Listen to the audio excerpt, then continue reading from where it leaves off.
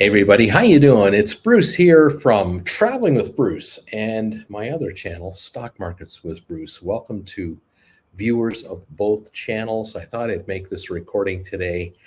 Today's date is Sunday, October the 8th, and I'm coming to you safe and sound from Zurich, Switzerland. My Jennifer Aniston lookalike wife and I, Auntie Jen and I, we both got out of Tel Aviv the day before yesterday. We left Tel Aviv Friday, October the 6th. And those of you who are following world events, you know that Saturday, October the 7th, the big violent the war broke out between Hamas and the Israeli forces. And I wanted to just let you folks know what it was like for us being in Tel Aviv. We were in Tel Aviv for 4 days, and we specifically went to Tel Aviv to surprise a viewer of mine from my stock market channel. That was really the main thrust of it. It was a full-blown success. We had a lot of fun. But I wanted to give you some impressions of what it was like in Tel Aviv right up through the leaving. And again, we were not involved, thank God, with the what happened after we left. This photo right here, some of you may have seen this clip, you may not. That gentleman there, that's Nick Robinson. He's I think Nick Robertson. He is a CNN war correspondent. And I am telling you, he is literally where Jen and I were the day before.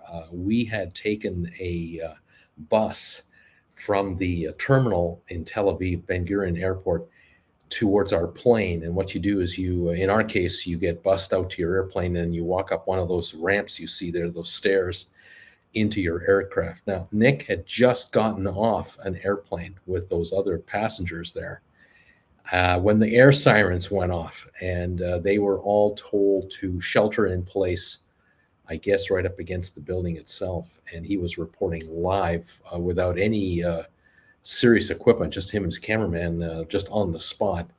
And they uploaded that to CNN. Thankfully, I did not have to experience that. I missed it by this much, and that's okay with me. Let me show you some, again, images I have here that I've basically downloaded from the internet just to give you some perspective of what's going on. If you take a look at this photo at the bottom left, you'll see Gaza. That's the area that is cordoned off. It's got over 2.5 million people living in it in really tough conditions. And that is where all of these rockets came from that started heading north and to the east. Causing all kinds of issues. And of course, this is the area from which these Hamas fighters also came out of to go after some of the small Israeli settlement towns near Gaza. Now, if you note at the top of the photo, it says Tel Aviv Yafo, and you'll see that red indicator up there, that marker. That is where the airport is, just to give you an idea. That is the airport. And then where the word Yafo is, just in that area, is where we were. And rockets landed just short of the airport the day after we left the area, just to kind of give you some perspective. When you fly in, some folks can see to the north, and you can fly in and see these various structures. This is quite a bit north of central Tel Aviv. But Tel Aviv, the city, is quite developed. Here's the airport, by the way, a little closer indication of what it looks like. And you can see there are basically 3 runways. And then the settlements to the north are at the top of the picture. That's looking north towards Tel Aviv. Gaza would be down in the bottom right, and it's off the photo. It's not on this photo at all. We stayed in the Sheraton Crown Plaza, or the Crown Plaza Hotel, actually, and there's a shot of the hotel on the right. It's part of a 3-tower complex, and another daylight shot here. You can see the square tower. The first one, the closest one to you, that's the hotel. The other two, the round one and the square one behind it, those are office towers. And in between the buildings is a shopping mall. This is a huge project. It is beside a major expressway and then a major roadway. There's a flyover, and there are two railway stations situated just to the left of those buildings. You'll see here, here's a shot for you. Don't mind my bald head up here. But you can see here two railway stations. There's one here, and there's one here with the expressway going across here, and then the bridge over. And you can see at the bottom of our buildings over there. The thing that you quickly understand when you're in Tel Aviv itself, very modern city. Most of the city is less than 40, 50 years old. Yes, there's a lot of history here. There's the Jaffa port, which is from thousands of years ago. I mean, there's history going way back. This is the Holy Land. But where we were here in this area, we were absolutely in the corporate area of Tel Aviv. This area is exploding with activity. There are cranes everywhere with new towers being built. This photo is at least 5 years old, and it gives you only a taste of what's been happening there. It is quite something. The thing that you are taken by if you're not used to this area. Here's an example here. It looks like the lobby of our hotel. Nothing crazy, but on the bottom left, or the bottom right, pardon me, the very bottom right, there's a little desk there, and 24/7, there's a security guard sitting there, and he might ask you for your passport when you arrive. They're very particular about who walks in the front door of this hotel. Now, on the one hand, you can say to yourself, "Oh, yeah, it makes me feel good. It's nice to see security," but we're talking blatant security all over the place. When my wife and I were walking, we took the train into this complex, and these two train stations you see at the bottom here with the wavy roofs. We literally got off the train, came up an escalator, and we were now on the street that you can see there. And we walked kitty corner. Of course, we went through the traffic lights like you're supposed to. We walked kitty corner over to that mall on the ground. I didn't know that we could have actually taken a sky bridge, which you see on the right there. We didn't know it was there. And when we got to the actual property itself, we're coming up a driveway, and there was a gate to get in, which I thought, weird. This is a shopping mall. Why would there be a gate? And then a little further in, there were a couple of guys at a checkpoint, and they wanted to see our passports. They wanted to know why are we pulling suitcases on the street like that, and they wanted to make sure that we were not a threat to the complex. Well, we showed them our Canadian passports, and they let us through, no problem. They said, lobby's just down there. So we kept going, met the man at the lobby. This photo I've shown you already, where you can see this security desk. Then inside the lobby was another security guard off to the side and the front desk, and we had no problem checking in whatsoever. And so once in the hotel, we were comfortable. The facility was nice, modern place, all that kind of stuff.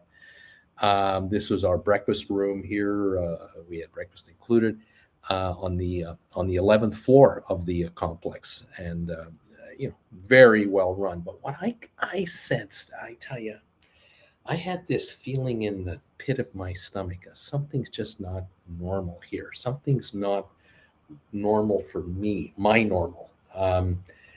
The serving staff, the most of the staff that was serving us, especially the lower rung workers, the folks who were cleaning the tables and so on, you didn't get the feeling that they were comfortable either. And I just couldn't put my finger on it. Again, this is a few days before all the explosions. I just felt that they were walking on eggshells. They were working there, they're employed there, but I had the impression that they were on eggshells. They were nervous-ish. They were unsure of themselves. And maybe, I don't know. I don't know how they're treated behind the scenes. I don't know how their bosses treat them.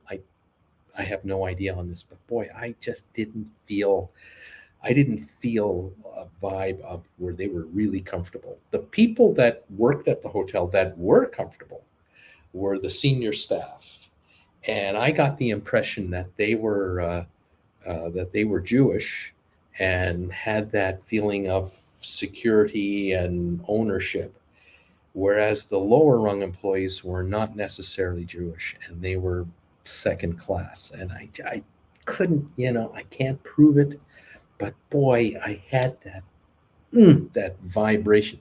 The hotel had a swimming pool facility available to us.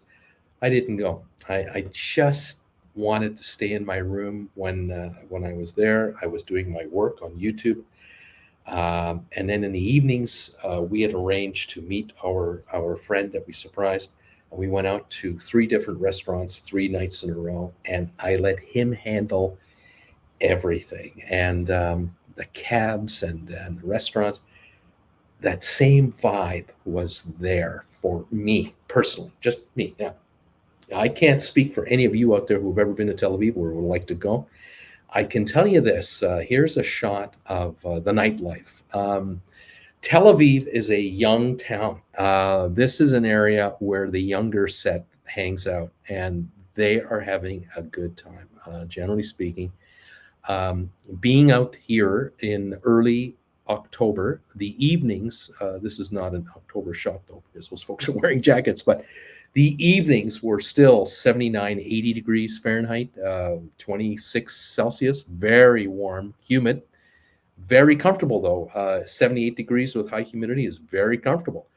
But this is what Tel Aviv is about. If you are in your 20s and 30s, you come to Tel Aviv, you're going to do this. You're going out for the nightlife, and there's a ton of it. But I got to tell you, there's this, to me, at age 68, there's this vibe, and it just wasn't my comfort zone. And we had no idea when we got to the airport, obviously on the Friday to depart. Let me show you a couple of photos here. Again, these are stock photos. These are not my photos, but this is very accurate. This is kind of the area of the airport and how busy it is. This is not an exaggeration. This is checking in, and there are long lines, and there are people asking security questions all over the place. It's a nice building. Believe me, Ben Gurion Airport, beautiful facility, really first rate. But I got to tell you, I was very willing to cooperate in any way I could cooperate to expedite the departure from the airport. Again, there's a shot of it from overhead.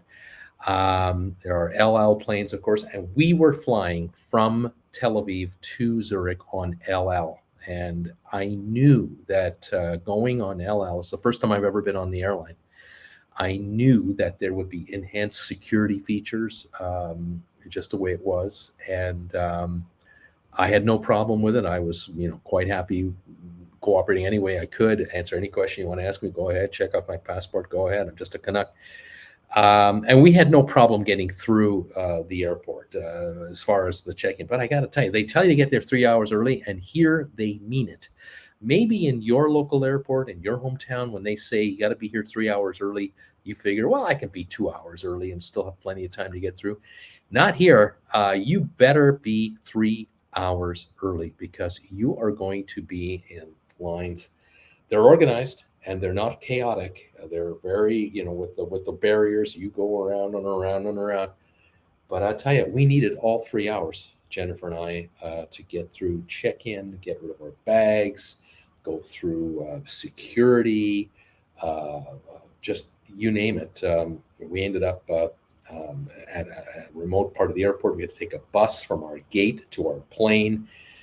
And I'll tell you, we were on our plane on time, and we left within a few moments of our scheduled departure time.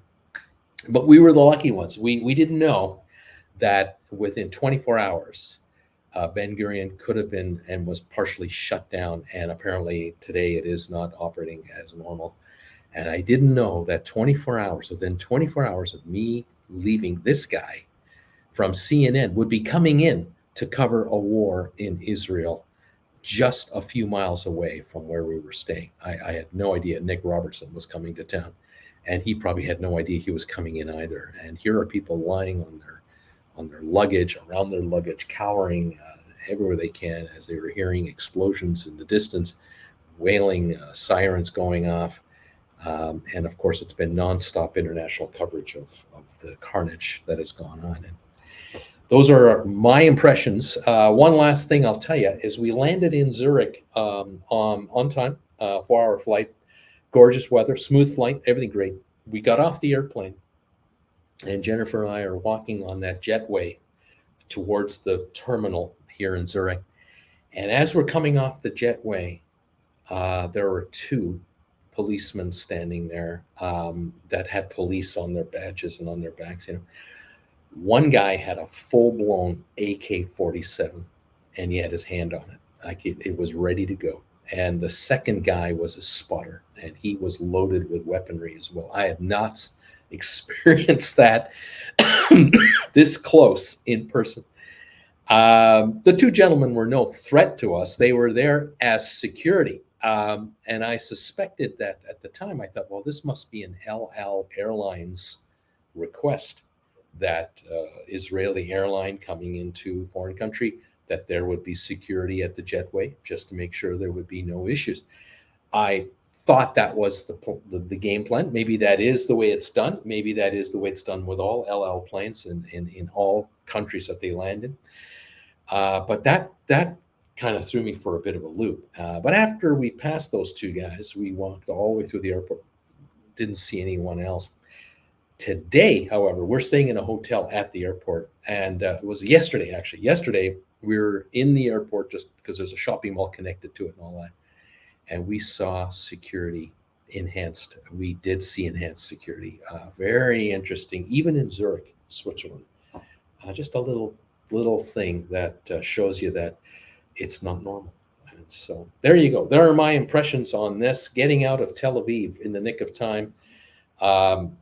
Like I said, I can imagine that all shops and all shopping centers and restaurants, enhanced security, different vibe, not as easygoing as it was when we were there. We were there during a religious holiday that ended Friday. It was the last day of the holiday. Friday night at sunset was the Sabbath, so everything shut down. That's why we left Friday morning. We were out of there Friday morning at 7 o'clock in the morning, and here we are. Saturday morning, all hell breaking loose, and here we are Sunday still watching this coverage of what's going on. That's my impression of the whole experience from my perspective, and I thought I'd share it with you. We're alive and we're well, and we're happy to be here. Thanks for watching, and I hope you found it interesting. Take care, everybody. Bye for now.